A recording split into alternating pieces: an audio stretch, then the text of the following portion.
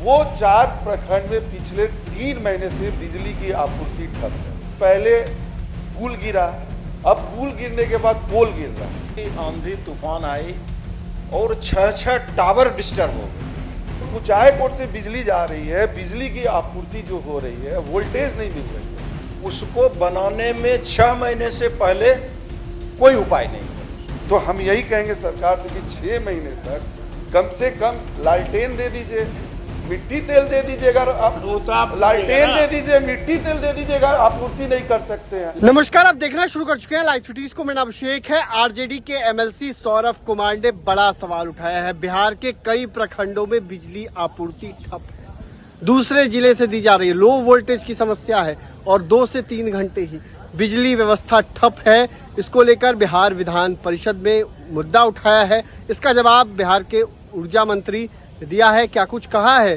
पहले आप वो सुनिए। चंपारण के 4 प्रखंड जो गंडक नदी के दक्षिण तट पे हैं, वो 4 प्रखंड में पिछले 3 महीने से बिजली की आपूर्ति ठप है।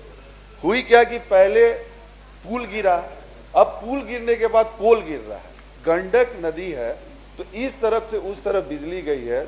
4 पोल जो नदी के बीच में थे, नदी के कटाव से 2020 के बाद 2 बार ध्वस्त हो चुके हैं।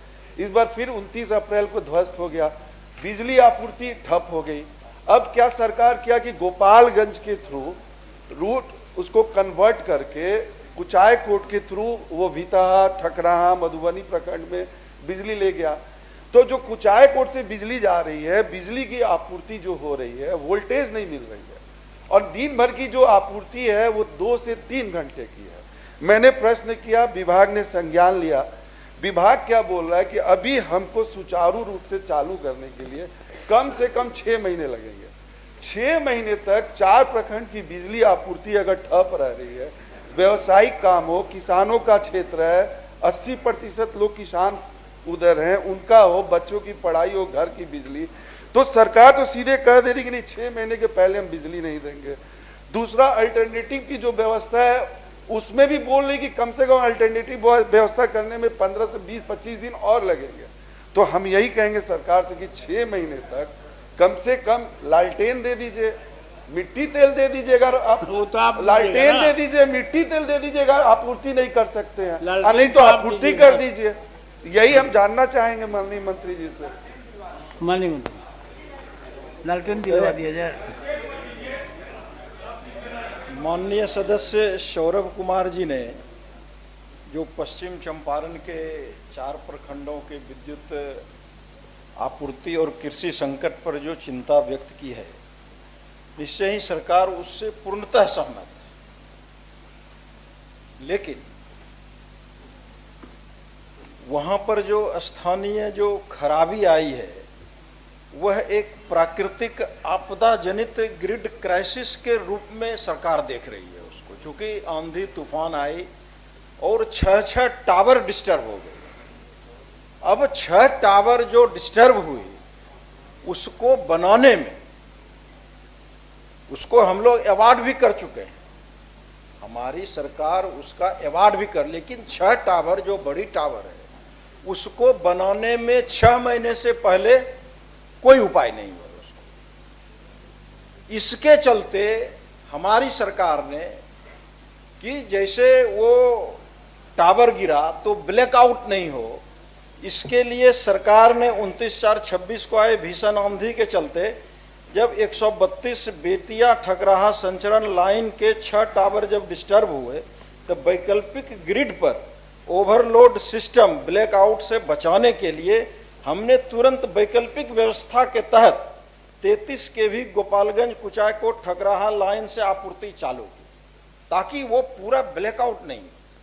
उसको जबरदस्त हमारे सभी इंजीनियर और हमारे विभाग के लोगों ने तुरंत उसको ब्लैकआउट नहीं हो इसलिए उसको चालू करने का काम। और उस पर अधिक लोड, चूंकि 4 प्रखंड का अधिक लोड हो गया, तो उसके लिए फिर से हम लोग दूसरा एक फिर से उसको जोड़ने का काम कर रहे हैं। ये चूंकि लगभग 100 किलोमीटर लंबा लाइन जाता था, तो हम लोग 13 किलोमीटर जो रोटेशन है उसका, उसके लिए हम लोग 13 किलोमीटर वाला जो लाइन है उसको भी हम लोग जोड़ने का काम कर रहे हैं।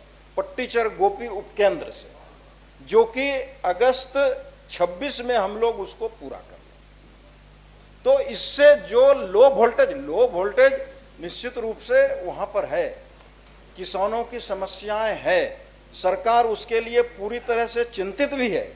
और मैं तो कहूंगा कि बिजली केवल एक आवश्यकता नहीं बल्कि वहां की इकोनॉमिक लाइफ लाइन भी, और सरकार बहुत गंभीरता से इसको ले रही है। इसी के चलते हम लोग उसकी पूर्णतः जो टावर लगाने की बात है 6 महीने में, उसके साथ साथ 6 महीने तक डिस्टर्ब नहीं रहे, इसके लिए हम लोगों ने एक अलग से 13 किलोमीटर का भी जो कुछ पट्टीचर गोपी उपकेंद्र कुचाय कोट से, उसको हम लोग जोड़कर अगस्त 26 तक उसके लो वोल्टेज और वहां की समस्याओं को हम लोग इससे निदान करने का काम करेंगे। और मैं तो कहूंगा कि आदरणीय मुख्यमंत्री सम्राट चौधरी जी संकट के समय अपने किसानों के साथ मजबूती से खड़े पूरी तरह से, और प्राकृतिक आपदा से हुए नुकसान की भरपाई हम युद्ध स्तर पर कर भी रहे हैं।